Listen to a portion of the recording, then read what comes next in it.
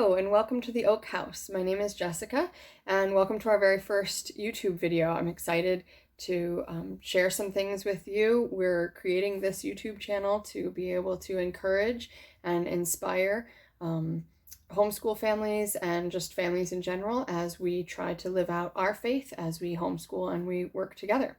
So we are a family of four. My husband works from home.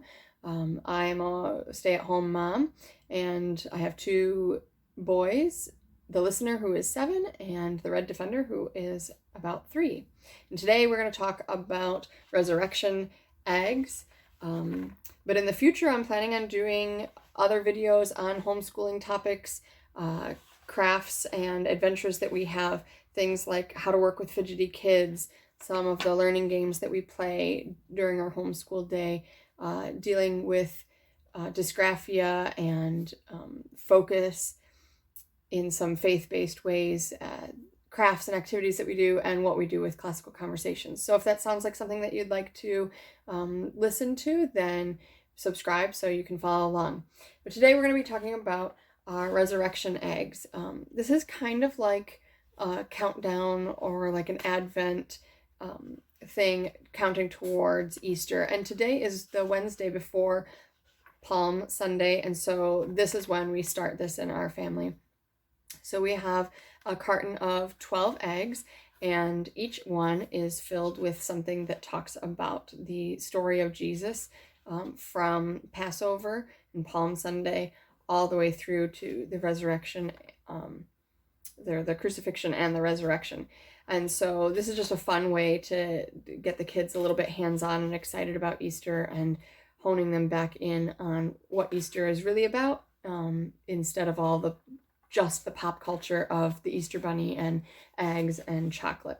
So when I was searching this a few years ago and trying to come up with our way of doing this, I found a blog called Life Your Way, and they had these cards that they've created with the scripture verses and a little bit of art, which is really nice to see, just to help guide us. And so what we do is every morning this is sitting on my dining room table for Easter as a bit of a decoration, and there's nothing fancy about it. I mean, I literally took the Aldi carton and just swapped it, so it's sitting there, and then I store them every year. So in the first one this morning, when we opened that up, we have a palm, and so we're going to talk about how Jesus came in to the city on a donkey, and he's a different sort of king, and everybody put the palms down to create the way for them. And so each day there's something a little bit different. Like this one is a little piece of string, so it is a whip, and day 10 is some tissue paper. This is a piece of a Kleenex, but that's for the linen that they wrapped the body in when they finished. And then we have the stone to cover over the tomb and how they guarded it. And then finally, on the last day, spoiler alert, there's an empty egg.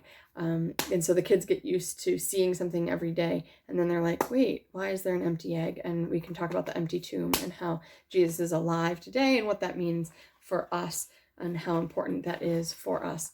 So every day we'll open the egg, and then we'll look at our scripture verse. You can read it right out of the Bible if you want. You can just read it off of this card. Nothing is too little to do. So even if you don't have time and it's a crazy morning, you don't do it at breakfast time like we do. We do it maybe at lunchtime or before nap, or even at bedtime as part of a devotion. Just reading the scripture is enough.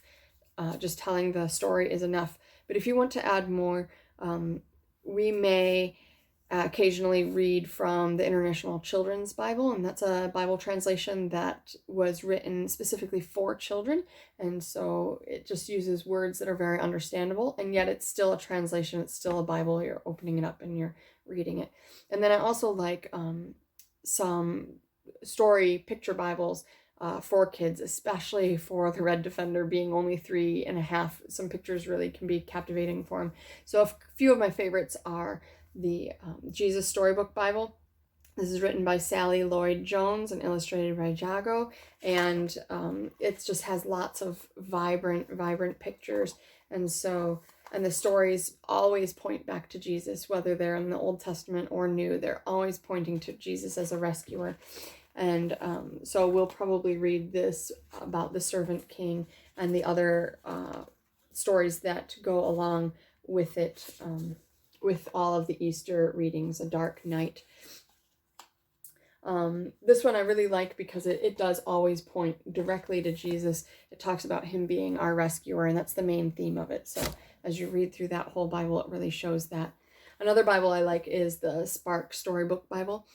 On their website, sparkhouse.org, you can find activities and guides that go along with this. And that's how I first was introduced to this, was because I saw some guides for young children. And so this is another great one with vibrant pictures, easy storylines that the kids can really follow. It says it in simple terms, making it real and vibrant. And so I think these few stories in here will also help us to understand what they are. Now, these stories don't line up exactly every single day with the eggs.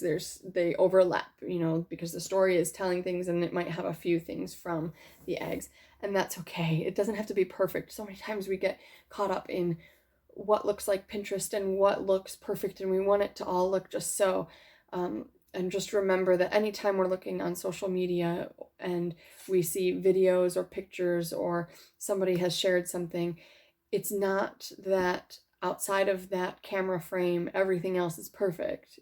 Quite the contrary, it probably is very much so not perfect, and that's okay. What it is that person just sharing their glimpse of a bright spot in their day, a thankfulness spot where they're excited about something that is working well for them.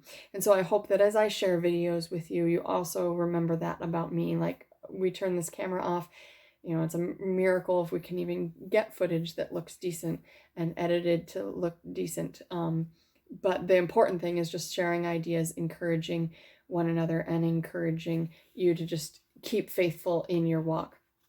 So if you would like more videos, some of those topics that I mentioned, if those sound interesting to you, subscribe, and I will do my best to put out more videos for you and some great ideas in the future of other things that we can do.